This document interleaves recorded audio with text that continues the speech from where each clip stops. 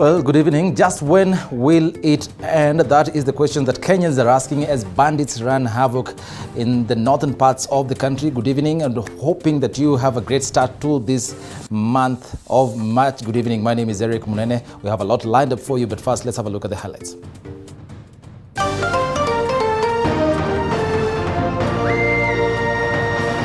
Tonight, bandits continue with their killing spree, killing 4 people in Marsabit and Samburu counties. This as Interior CAS Professor Kithure Kindiki says bandits will get terrorist treatment. For us in the security sector, we do not underestimate the challenge ahead of us, but I want to assure the people of Kenya, through you, Chair, that we will deliver. We will do whatever it takes. We will apply all the resources. The weatherman says the expected rains will not be enough to end the current drought situation. According to the latest data, a staggering 4.5 million people in arid and semi-arid areas are facing acute food insecurity and a significant increase of malnutrition rate.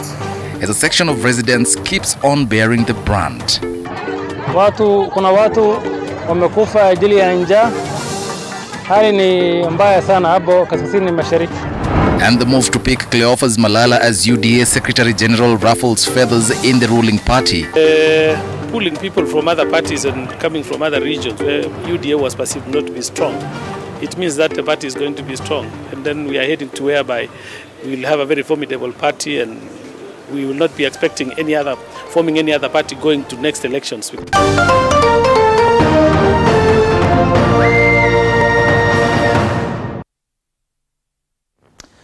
Well, good evening once more and welcome to the broadcast. My name is Eric Munene. Our sign language interpreter at the bottom end of your screen is Catherine C. Malloy.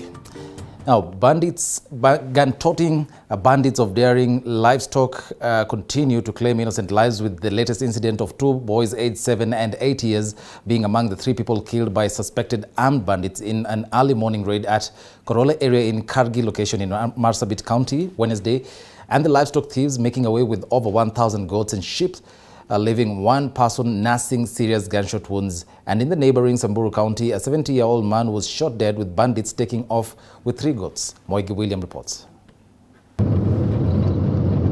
The situation in parts of the North Rift and Northeastern region continue to be tense, with bandits claiming more lives of livestock owners in the regions. Wednesday, a 35-year-old man and 2 children were killed in an early morning incident by unknown armed suspected livestock thieves who staged an attack at Korole grazing area, Kargi location of Marsabit County early morning. Reports indicate that the rustlers made away with about 1,000 sheep and goats in the dawn attack, which also left 1 person nursing serious gunshot wounds at the Marsabit Referral Hospital.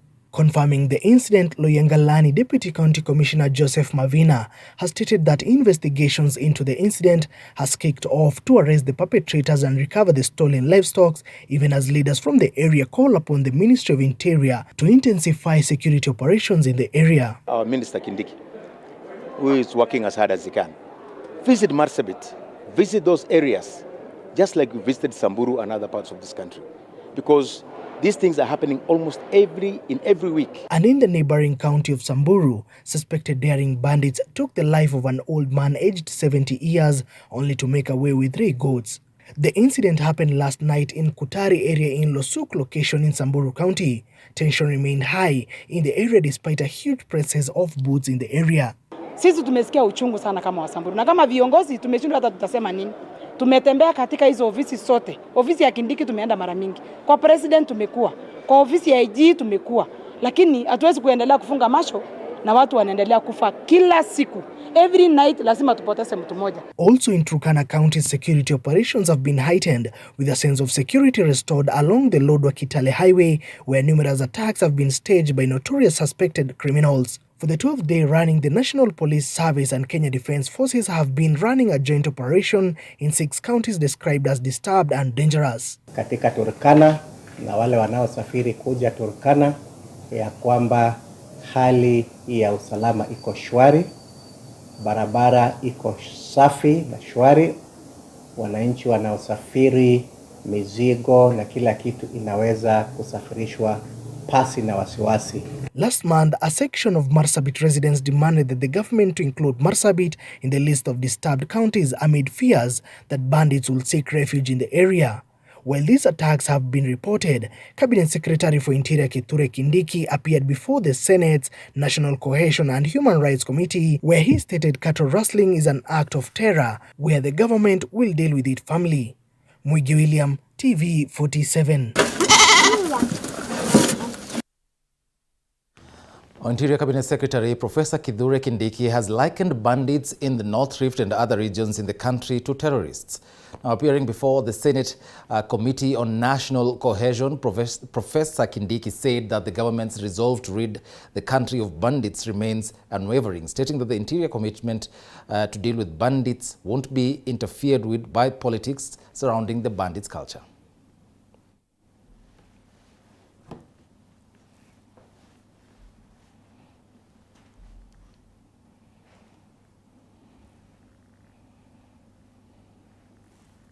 Especially in the rifts and other parts of the North Rift. While appearing before the Senate National Cohesion Committee, Interior Security Cabinet Secretary Professor Kithure Kindiki told the committee the issue of bandits in the North Rift counties and other areas should be treated as terrorists. Is there a breeding ground for terror groups? So we must escalate this discussion from the cultural discussion about this community stealing cows from another community or camels for that matter. It is terrorism. Over and above that, what is happening in Marsabit is the first step out of the 6 steps towards genocide.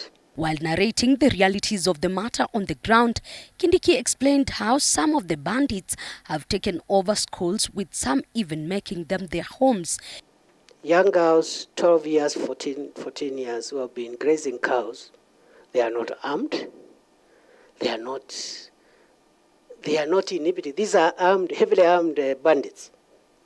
And then they shoot down these girls.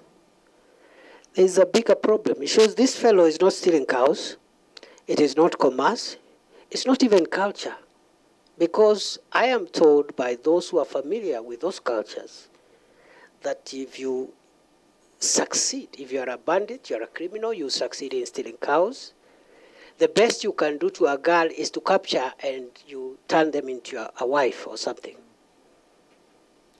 But shooting them dead, unarmed girls, this is terrorism. Kindiki now saying they are going for prolonged approach in dealing with the issue, including fishing out politicians who fund the bandits irrespective of their political standing. Each other, and that's very dangerous in a modern country. So allow me, Chair, to say that this war for keeping our country's security is not about President William Ruto as a person or as president. It is not about the minister. It is about the survival of our country. Kindiki says the ongoing police and military joint operation has managed to lead to the reopening of 14 out of 21 schools closed because of banditry in Baringo North and South. I am going to be the minister who will lead the team that will focus on this issue and finish it. And I think I do not have a greater national responsibility than making sure that we open the Kenya of the North and integrate its security with the security of the rest of the country. In the ongoing operation, 43 guns, 136 bullets and 5 grenades have been surrendered so far in the fight against banditry.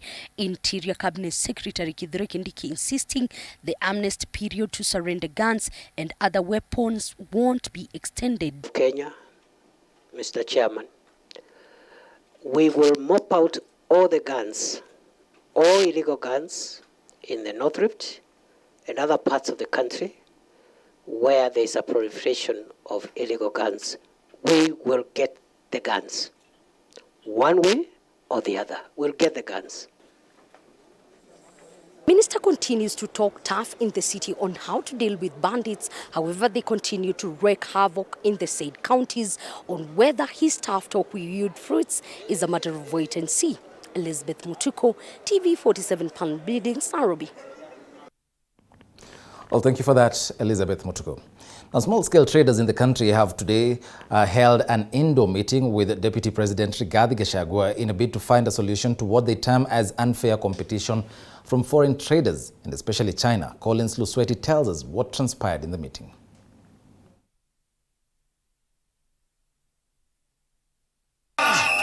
Small-scale traders from Gikomba, Nyamakima, Kamkunji and other markets in the city held a huge demonstration on Tuesday protesting what they described as being pushed out of the local market by foreign traders. Protests that culminated outside the offices of Deputy President Rigathi Gachagua. The traders lament that Chinese traders have been selling commodities at cheaper prices, pushing them out of the local market as a result. Earlier today, Deputy President Rigathi Gachagua gave audience to the traders, assuring them that the government is determined to address the concerns. However, he asked the traders to allow the government 3 weeks to have a look into the concerns before coming up with a possible solution. Ruto administration will continue to listen to the people of Kenya. And you are welcome to all our offices. We have told our cabinet secretaries, our principal secretaries, to open the doors to the people of Kenya. We must retreat, we must consult, we must look at all these cross-cutting issues as a government and agree, and then we'll agree between 2 to 3 weeks. Again, we come back so that we tell you this is possible, this is the way we go about it, this is the way. So I'll ask PM tupatie nafasi. On whether the tension between local traders and their Chinese counterparts will threaten diplomatic relationship between the two countries, Gachagua was upbeat. The government is determined to strengthen its relationship with China on all fronts. We want to build our relationships with all friendly countries. We want to grow trade. We want to increase the volume of trade. We want to send exports there, as is they send their exports here, and we will look for a solution without antagonizing any country, without antagonizing anybody. The meeting was attended by Foreign Affairs Cabinet Secretary Alfred Mutua, his counterpart in the Ministry of Interior Kithure Kindiki, together with Chairperson of the Kenya Revenue Authority Board Anthony Mwaura, who vowed to ensure conducive business environment for small-scale traders in the country. I'm telling you, there is no single time mtateseka tena. This is your body. Hamtateseka. There is no single time somebody will be waking up in the morning and thinking how much he should punish you. Not paying but punishing you. The traders have been complaining in version by a foreign retail Chinese China Square in Ruiru area, saying it offers cheap prices to commodities, making it difficult for local traders. We are not able to do business. Then we'll be forced to close down and release these people back to them to go and search for jobs elsewhere. I don't know why. Collins Lusweti, TV 47, Nairobi. Now, Kenya is staring at a 6th consecutive season of insufficient rainfall. This is according to the Kenya Meteorological Department, which says Kenya will receive below average rainfall in the March to May season, further affecting production of food in the country. And as Andrin Kilemi now tells us, at least 4.5 million people in arid and semi-arid areas are facing acute food insecurity.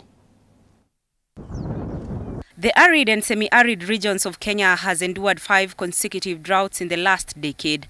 The current drought has been the most severe, with widespread loss of lives and massive displacement of people and livestock. And now, the weatherman says things could get even worse, as Kenya could be experiencing a 6th season of insufficient rainfall. The severe drought is projected to leave about 4.5 million people in Kenya without adequate access to food and water.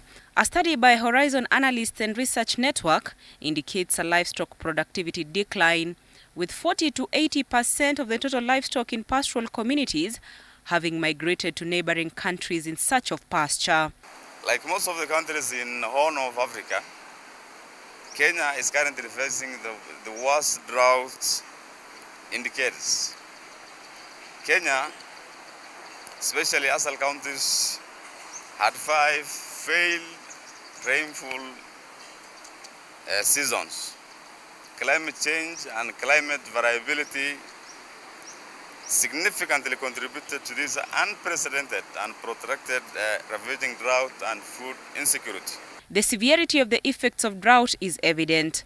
Trails of carcasses and a visibly barren land with barely little coverage of plants is what welcomes you in Wajir County. Residents here are forced to walk for miles in search of the most basic commodity, water. Tunaomba serikali kuleta msaada, maji, chakula. Kuna watu wamekufa ajili ya njaa. Hali ni mbaya sana hapo kaskazini mashariki. Leaders from the ASAL regions have, however, called upon the government to ensure equitable share of revenue and especially to the hard-hit regions. In most of our areas now, poverty level has gone high and people cannot do their businesses anymore, and so ours is just to urge the people to be their brother's keeper, see how best we can help one another, and our government also to see how best we can reach to those people. Kenya has witnessed 5 consecutive seasons of insufficient rainfall, which has resulted in severe drought, turning the once grazing fields into dumping site for dead livestock. Andrin Akilemi, TV 47. Out to some politics now. Tonight, a section of members of parliament from the Mount Kenya region have protested the appointment of former Kakamega Senator Cleophas Malala as UDA Party Secretary General. The MPs want the party to replace the outgoing Secretary General and nominated Senator Veronica Maina with an appointee from the populous region, calling Malala an outsider to the party. And as our senior political affairs reporter Paulo Kamau reports, UDA is expected to hold its NEC meeting tomorrow, which will also serve as a handover ceremony.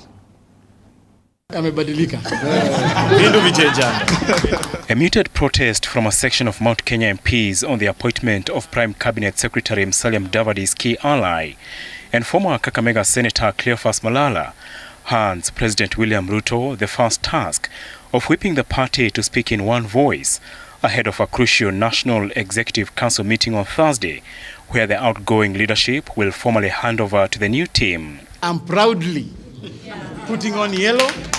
While opposing the president, a host of MPs who spoke off camera say Malala is an outsider and that the slot deserved to go to the Mount Kenya region, given the region's contribution to the party in last year's election.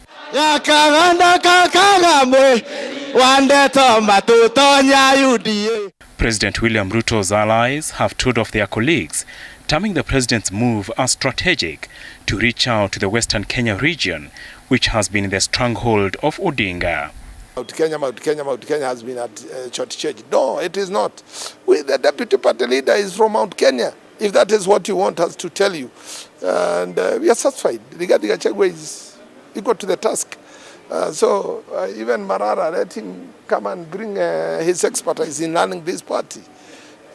How are you not forgetting that Cecily Badida is also from Mount Kenya? Pulling people from other parties and coming from other regions where UDA was perceived not to be strong, it means that the party is going to be strong. And then we are heading to whereby we will have a very formidable party and we will not be expecting forming any other party going to next elections. Thursday's NEC meeting aside, the Mount Kenya MPs are expected to hold a caucus this coming weekend.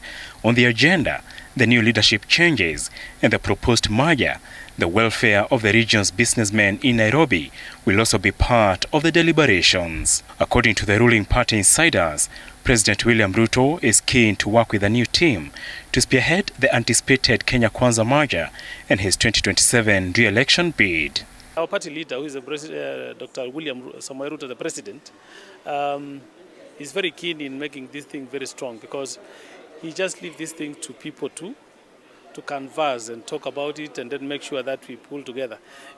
Unlike what was happening before, somebody says, we have made a decision. The rules were coming rules were made somewhere and it was just coming to be implemented. During Thursday's NEC meeting, the outgoing leadership is expected to hand over the party reins to the incoming team. A section of the coalition MPs, despite fearing the dissolution of constituent parties, have also raised their concerns about the name of the new party.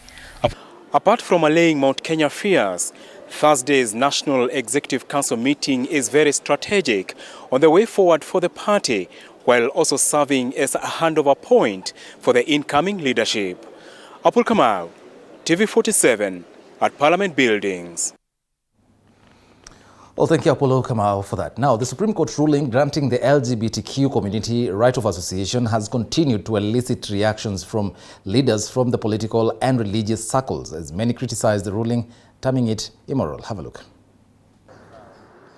The Friday ruling by the Supreme Court, which brought to an end the decade-long battle on the rights accorded to the LGBTQI community in the country, has left many Kenyans talking, with some unable to control their anger, saying the decision poses a serious threat to Kenya's cultural and religious morals. Homosexuality, which is in simple language sodomy, contradicts the values stated above. It goes against our culture and norms. It is destructive to the mind and the body. We have taken note that the cartoons that are being played in our TVs recently, all of them are connected with sending the message of homosexuality. It is okay for parents to be of one gender. I want to go the same route as His Excellency Yoweri Kaguta Museveni. We will lock them in one place and let them see if they can sire children together.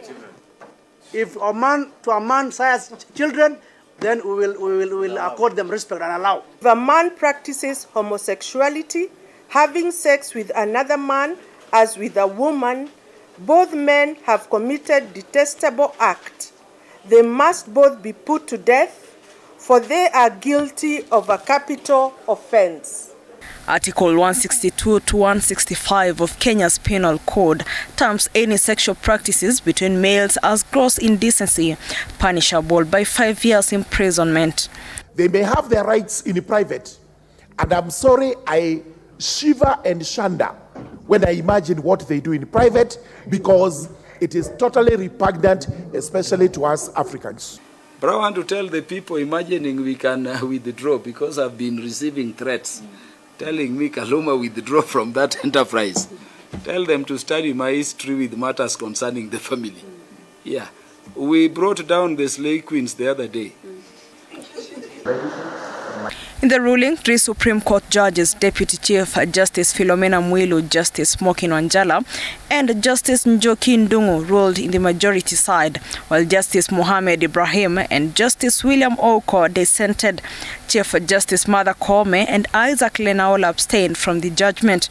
And now legislators have threatened to stop non-government organizations registering the LGBTQI community. We may not even end at disbanding that Supreme Court, but we can have a law, because the Constitution also says nobody, no authority, including the Supreme Court, has the power to make any provision with the force of law, other than this Parliament. Yes. So if we don't succeed in that Supreme Court, there will be a provision in the bill we are going to propose that will deregister, if they would have been registered, any organization encouraging or promoting this vice. The ruling, the Supreme Court, which upheld the ruling made by the Court of Appeal in 2019, said that the decision to deny LGBTQI members their right to register as an NGO despite homosexuality being illegal in the nation was discriminatory.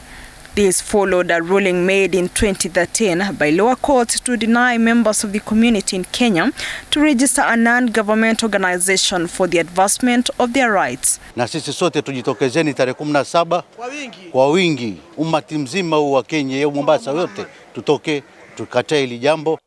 With this, as Pefa Church, we stand here to urge all other believers in this country to join hand in protesting of this and called for judgment. Leaders from the political and religious divide now cite external forces as the main reason behind the LGBTQ ruling. To find it any coincidental that determination by a majority of the bench members in the Supreme Court was handed down when the First Lady of the United States of America was arriving in Kenya. It's not a coincidence. That LGBTQ sijui pia ni aibu kuitamka. Maana pia Mwenyezi Mungu hakuyaleta, wewe utatuleteaje wewe? Na tena sisi watu wa kanisa washapinga, Waislamu washapinga, nguvu ziwapi? Sisi tuuze nchi yetu, tuuze watoto wetu, tuuze ukweli wetu kwa sababu bilioni 16 wenye kuninio hii agenda, wenye kupush hii agenda tunawaambia hivi, take your people, give them visas, find them another place. Mnaweza kwenda mkawapeleka wakakaa huko na amani yao ile mnataka wawe nayo. Sisi pia mtuache na amani yetu. Tuwezi tukakubali ya kwamba sheria ya kutoka nchi za nje ya Kenya iletwe hapa ili pate tuletea mambo ambao haikubaliki.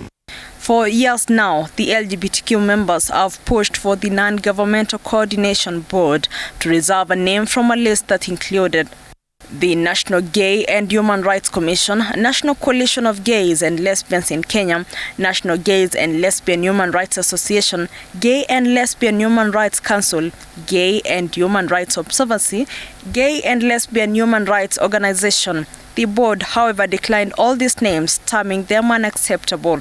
And as the battle between Parliament and the Supreme Court rages on, all eyes are now on the executive led by President William Ruto to break his silence on the matter and declare his stand.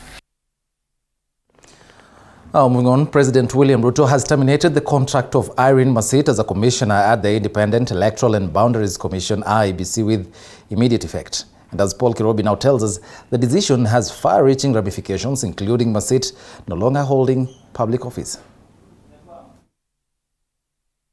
Curtains have come down on the 1 year, 5 months and 27-day tenure of Irene Masit as a commissioner of the Independent Electoral and Boundaries Commission after President William Ruto formally sanctioned her removal from the electoral body. In a Gazette notice on Wednesday, the president, while noting that the recommendations of the tribunal are binding on him as the head of state, stated that the litany of gross violations of the constitution by Masit, as enumerated in the report of the tribunal, meet the required threshold to have her removed from office. The president further announced that Masit's former position was now officially vacant. Masit's goose was cooked after the tribunal formed to consider the petition for removal of Juliana Cherera, Francis Wanderi, Masit and Justus Nyang'aya from office, recommended that she be ousted after the allegations of gross misconduct leveled against Commissioner Masit were proved to the required standard. The proper recommendation is for her removal. Article 251 of the Kenyan Constitution charges the tribunal to investigate the matter expeditiously, report on the facts and make a binding recommendation to the president, who shall act in accordance with the recommendation within 30 days. According to the Constitution, Masit can no longer hold any public office. However, if aggrieved by the tribunal's decision, she can file an appeal at the High Court. I'm chairing this tribunal. Embattled Masit was sworn into office on September 2nd, 2021, alongside Juliana Cherera, Justus Nyang'aya and Francis Wanderi, to replace commissioners who had exited the electoral body. Cherera, Nyang'aya and Wanderi opted not to face the Muchelule tribunal and instead resigned from the commission. Meanwhile, the selection panel for the recruitment of the nominees for the appointment of new commissioners of IEBC is expected to be sworn in later this week. Paul Kirobi, TV47, Nairobi. Well, at 28 minutes past the hour, time now for a very short break. Don't go away. We'll be back with more.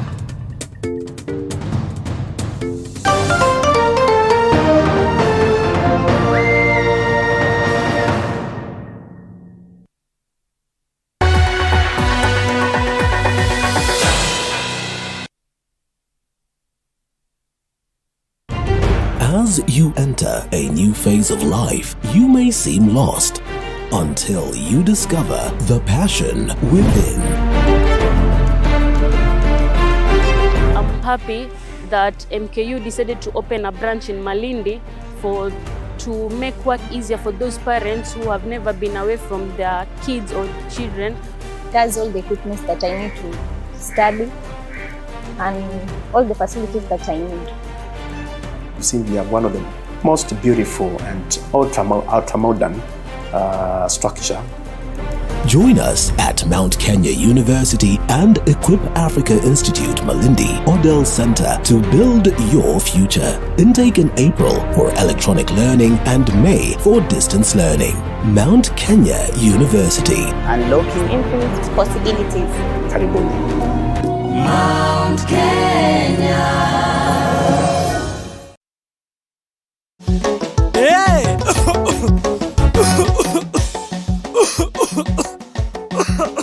Kaluma King Herbal Lozenges zinazo nguvu maradufu kutuliza kikohozi, vidonda vya koo na mafua. Kaluma King ni shwari.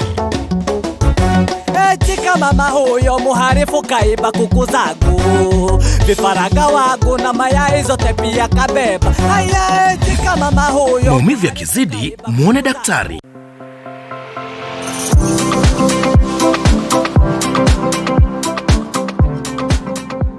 Welcome to Nyali Golf View Residence, where a luxurious accommodation is inspired by the Indian Ocean. This exclusive residential community offers the ultimate in coastal living along Links Road, Nyali, near Mamba Roundabout.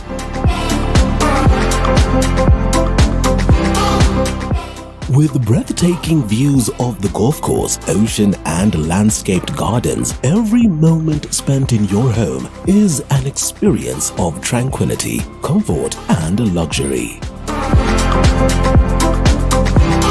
Every detail of your spacious, fully furnished apartment has been designed with your comfort and style in mind, with open-plan living spaces, high ceilings, and elegant finishes that exude sophistication and relaxation.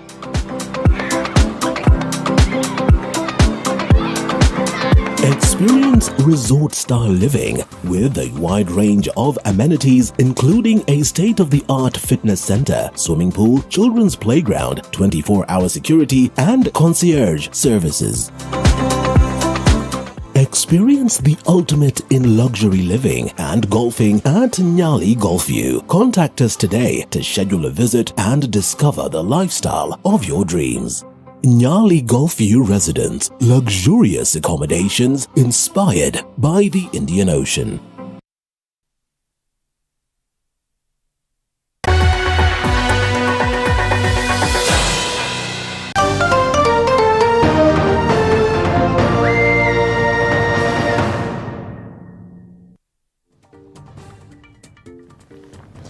Well, welcome back and thanks for staying with us. Now, last-minute changes to the supplementary budget will see legislators walk straight to the bank smiling in readiness to execute their promises to the electorate. The lawmakers were allocated an additional 100 million shillings, increasing their additional budget request approval to 200 million shillings. Once approved, the bill will give the National Treasury the legal mandate to withdraw additional funds amounting to 201 billion shillings from the Consolidated Fund.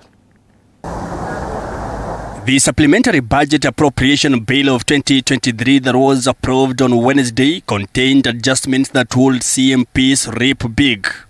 On Tuesday, members of Parliament opted to debate until late in a bid to pass the first supplementary budget for the 2022-2023 financial year. And on Wednesday, the National Assembly approved over 201 billion shillings in additional spending for the government in the year ending June 2023.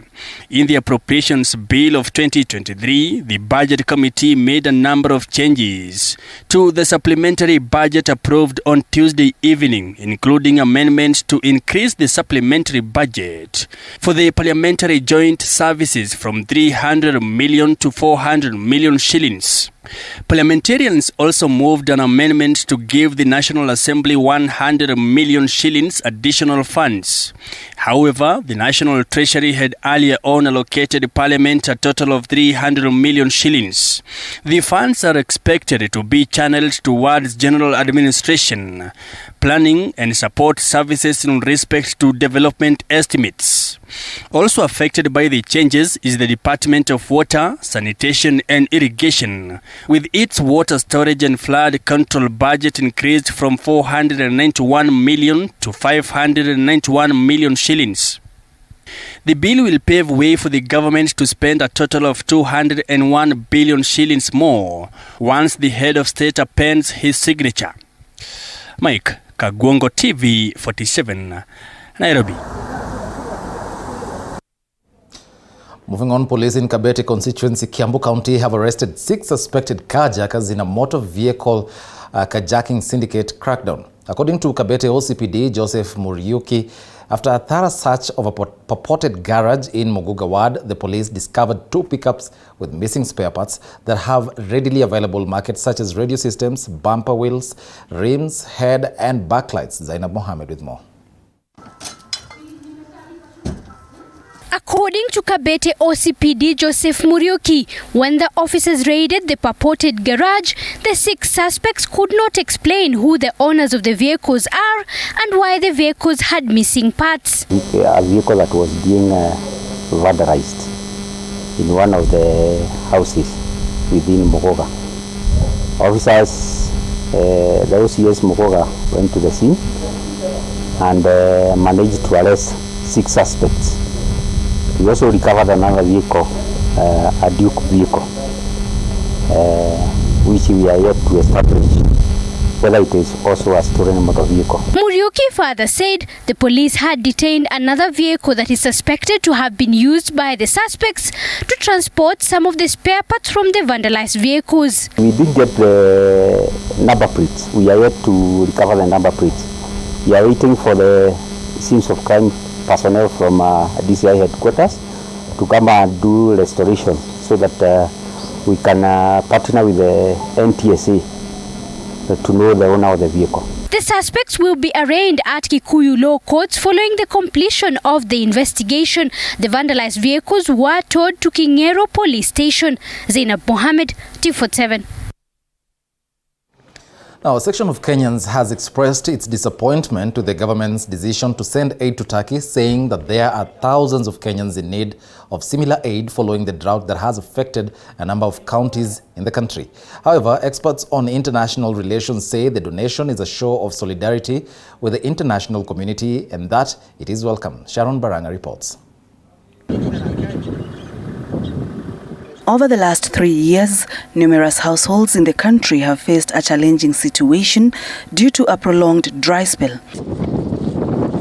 As a result, many have been forced to seek unconventional methods of survival. In Garissa, for instance, residents are feeding their cattle pieces of carton boxes for lack of pasture. Malnutrition in children, loss of livestock, and a people hanging on a thread have made headlines in a number of counties, especially in the northern part of the country. Following the recent earthquake in Turkey that has claimed thousands of lives, the Kenyan government announced that it will be providing aid to the affected country. As a country, we do feel that we cannot just sit and watch television and talk about what is happening in Turkey. We feel that as good Christians and good Muslims and good religious people and also as good people of Kenya, we have a responsibility to lend a hand to our brothers and sisters in these nations. Therefore, I'm calling upon Kenyans to join hands in extending material support that would alleviate human suffering, such as foodstuffs, clothing, financial, medical staff, among others. We're looking at a way of getting tea, coffee, and even nuts, groundnuts, cashew nuts, macadamia to that country, plus other food stuff and other items. And we welcome Kenyans of goodwill who would like to contribute to be able to support our brothers and sisters in Turkey and in Syria. However, the move has sparked a heated debate among Kenyans, with some arguing that charity should begin at home. Na watu ulala hata njaa. Ni vyema ingekuwa bora kama msaada ambao ingepelekwa Turkey ingeweza kusaidia Wakenya wenyewe. Kwa maana Kenya wenyewe wengine wanakula paka panya. Wengine wanakula hata mgombe ya ndizi. Wengine ulala njaa, wengine ni wagonjwa. Lakini kule pia wameadhirika ndio, lakini msaada ambao ingepelekwa kule Kenya ingepatia watu wa Turkana hapa. Ukienda Kipsongo utapata watu wanalala njaa. Tiwani kwetu watu wanalala njaa. Hakuna haja tupeleke msaada Uturuki na ilhali Kipsongo mahali penye mimi natoka. Hata leo hii ukienda kutembea huko kwa salamu kama Burma, utapata watu wamelala, wazee kwa vijana wamelala huko chini ya miti njaa.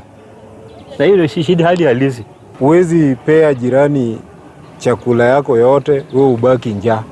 Lazima ubakishie watoto yako wakule, ndio upeane ile inabaki kwa jirani. Na wenye hata wanakaa wiki mzima bila chakula, watu wanakula chakula ya mamiti, wanakula mimea, wanatafuta matunda yenye unachamushwa 12 hours ndio ikuwe chakula, ndio wakule, na serikali wanapeana chakula. Ni makosa kubwa. Huwezi peana nje chakula ilhali hata watu yako wenyewe wanakufa njaa. Despite the criticism from some Kenyans over the government's decision to offer aid to Turkey, experts on international relations have praised Kenya's acts of generosity towards other countries. According to the experts, Kenya's willingness to provide aid to countries in need, such as Somalia in 2022 and Japan in 2011, demonstrates the country's commitment to global solidarity and humanitarianism. It's a good gesture for it to show concern that when a tragedy happens, the country should be there, irrespective of who the victim is. So I take it very positive that we did that. Yes, we have drought. Yes, we have hunger. Yes, we have skyrocketing prices, and people are complaining because those things are happening.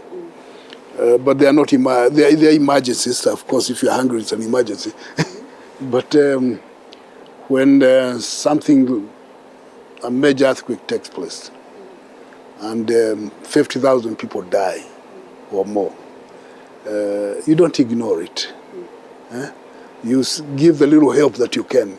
I mean, Kenya's help was not going to change things over there, but it is a gesture, a goodwill gesture. And we note that a lot of countries did the same thing. That humanitarian thing, You don't have to be told.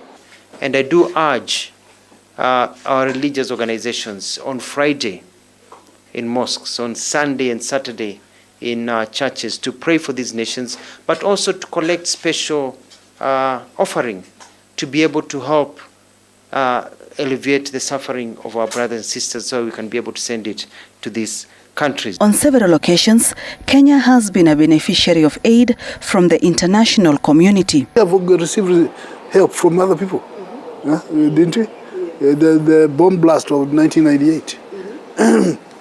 The Israelis were very good. They showed up immediately and didn't ask questions. It's an emergency, so give help.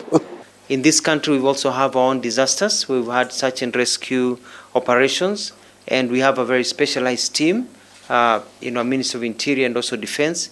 And so we'll be looking at how we can be able to send Kenyans to be able to help in the search and rescue.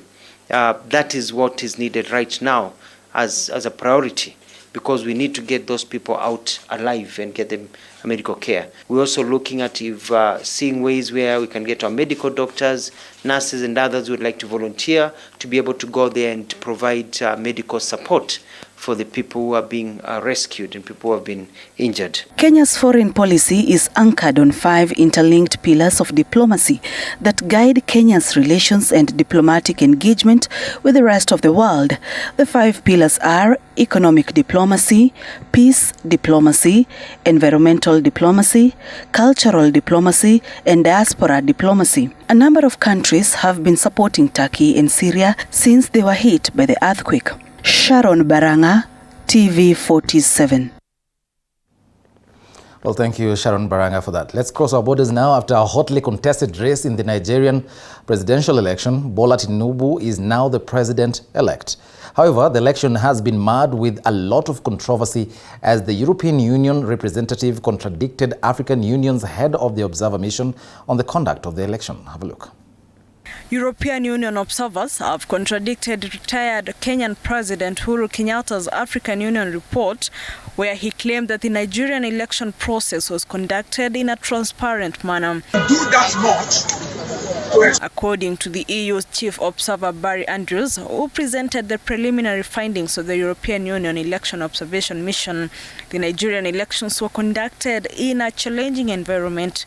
EU criticized the Independent National Electoral Commission (INEC) for inadequately planning for the electoral process, This even as Uhuru, EU's head of mission, said the voting and counting took place in an open and transparent atmosphere in the presence of observers, party agents and media.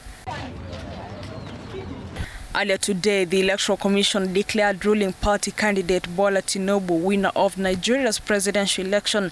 Tinubu received 37% of the votes, or nearly 8.8 million, while main opposition candidate Abubakar won at 29% with almost 7 million. Peter Obi came in third with 25% with about 6.1 million votes. With total votes cast at just under 25 million of 87 million people with voter identity cards and eligible to vote in the country. Tinubu Bola Ahmed of the APC, having satisfied the requirements of the law, is hereby declared the winner and is returned elected. The Labour Party has vowed to mount a legal challenge against the election of Bola Tinubu. The parties now have 3 weeks to appeal the results. Interestingly, the Supreme Court of Nigeria has never overturned a presidential election, though court challenges are common. Some of the issues that dominated this election include security instability, dealing with the depreciating country's currency, and geopolitics. Flora Limuki, TV 47. Well, time now to get the latest from the world of business.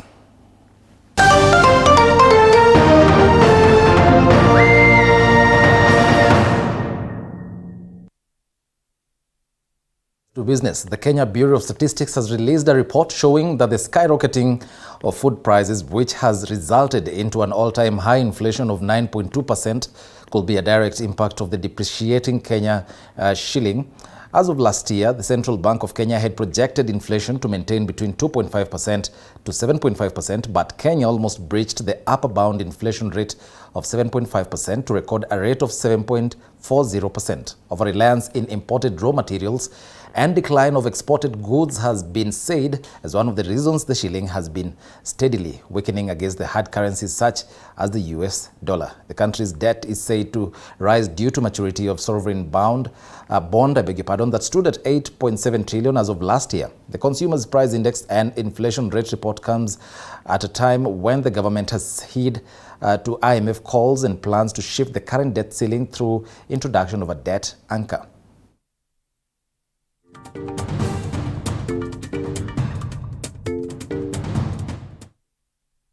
Rate is starting at around 8 to 9% at the moment. So that shows that as far as the inflation is concerned, things are not getting better. But as we look at the cost of input, we look at our monetary policy and many other policies that are intervening, we may see this. Well, I understand that story there has some audio issues. We do apologize for that. Now, a new survey by the Kenya Bankers Association shows that the Cooperative Bank of Kenya beat 38 other banks in the latest ranking on customer experience. The survey, whose main aim is to evaluate the quality of customer service offered by the banking industry in Kenya, put Cooperative Bank ahead of Family Bank, with KBA noting that the customers surveyed were generally satisfied with services offered by local lenders. This is despite the recent developments where Kenyans have complained of poor services offered by various banks on social media.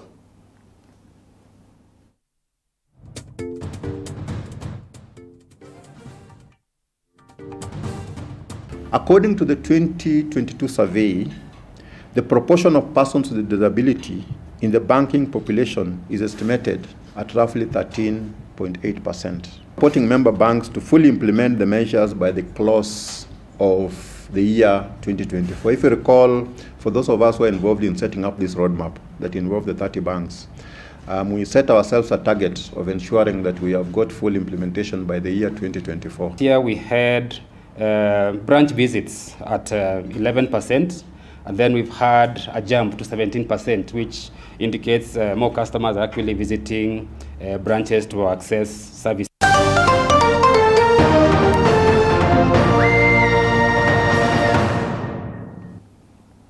Well, from business, we head straight to the latest from the world of sports.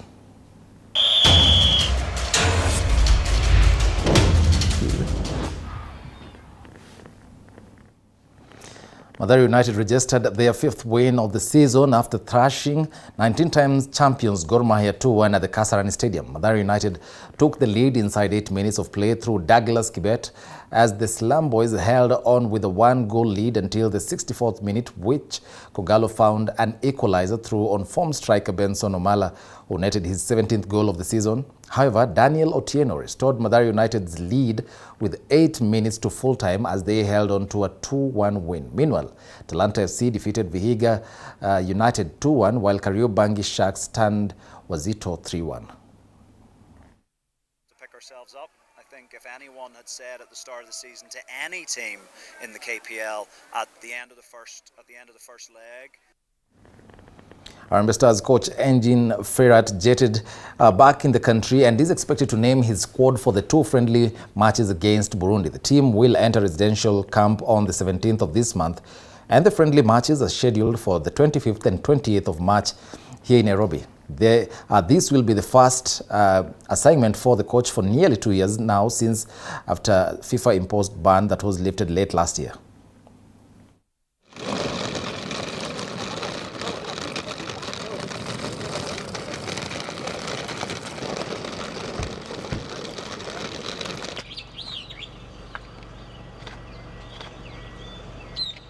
Good night. Yeah, good night. See you later. See you. Yeah, bro.